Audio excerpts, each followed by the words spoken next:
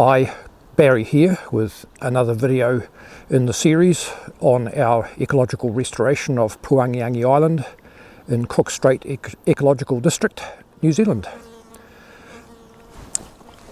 I'm sitting in grass.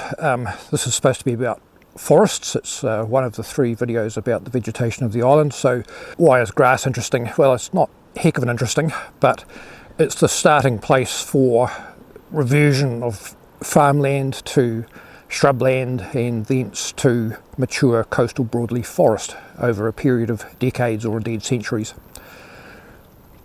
The island was farmed since the 1880s, and I'm in the more benign central third of the island, which was most intensively farmed. I think the two extreme ends of the island were closed off from about the 1980s, 1990s onwards, but this was farmed right up until 2004 when permanent resident Ross Webber left.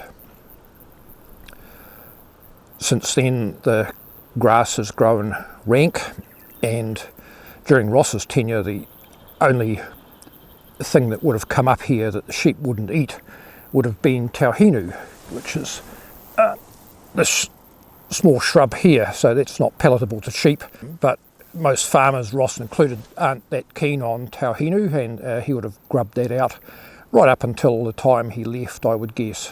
The rank pasture now has quite a lot of tauhinu in it, but that doesn't in and of itself allow for reversion to mature coastal broadleaf forest. What else have we got in here? We've got Muehlenbechia complexa. Oh, it's in flower.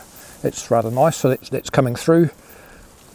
The grass is a bit of a worry because it's quite a fire hazard, but as I said in the video about the coastal broadleaf forest, it's not our intention to plant this area because there's plenty of natural seed sources nearby. I'm looking at one just beyond the camera where the birds and so on will bring seeds to the site and enable it to recover in good time.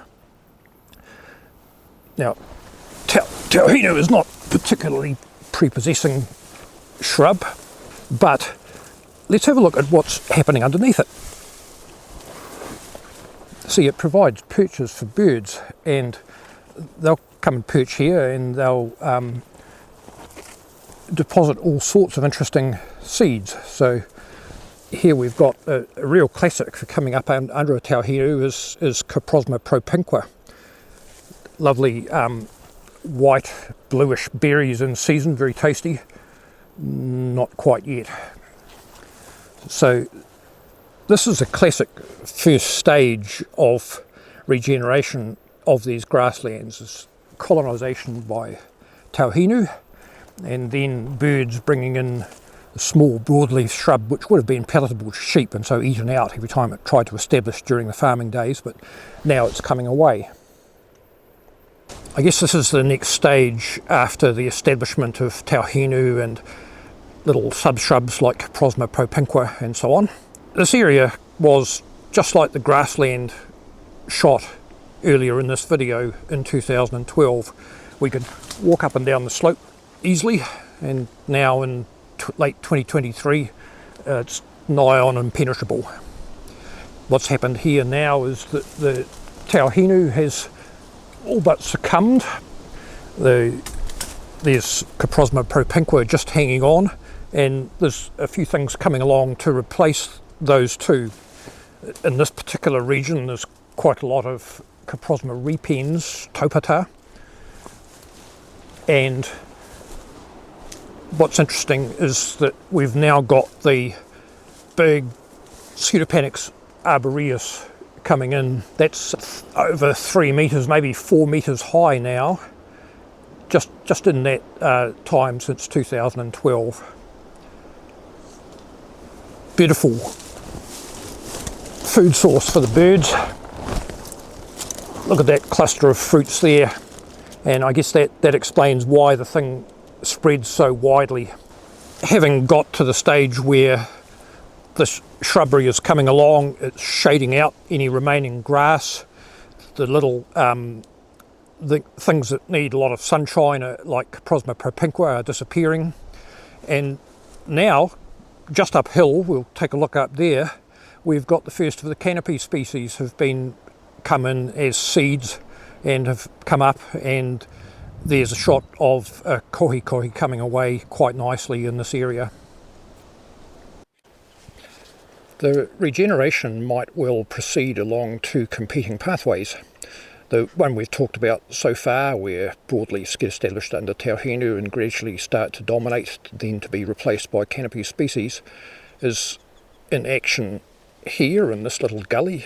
Hope you can see that in the harsh midday sunlight, where the larger broadleaf shrub Pseudopanax arboreus is getting established among the tauhinu and indeed starting to dominate it. So that's what we've talked about so far, but I think depending on slope aspect, moisture and seed source, a second thing can happen. Here we can see lots of manuka making its way down from the high point there, where there was a little remnant forest of manuka in 2012, and it's coming down the slope and it's really quite dominating. There's almost no broadleafs in there, and manuka and its cousin Kanika will be a very long-lived semi-forest, if you like, and so that'll take quite a long time to revert to the coastal broadleaf forest. Panning left again, we're back into where the broadleafs are getting away preferentially instead of the manuka. Quite interesting, very dynamic situation, isn't it? I've got some more old photos courtesy of Jean Webber and Jeff Walls to have a look and just see how this regeneration is coming along between farming days and more modern times. I've rephotographed the old ones at roughly similar angles, and I'll show the old one followed by the new one.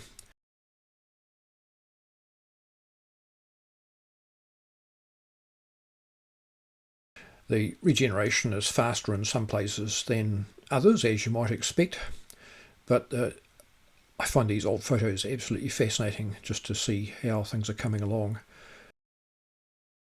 That's the end of the video, and I want to thank you for watching.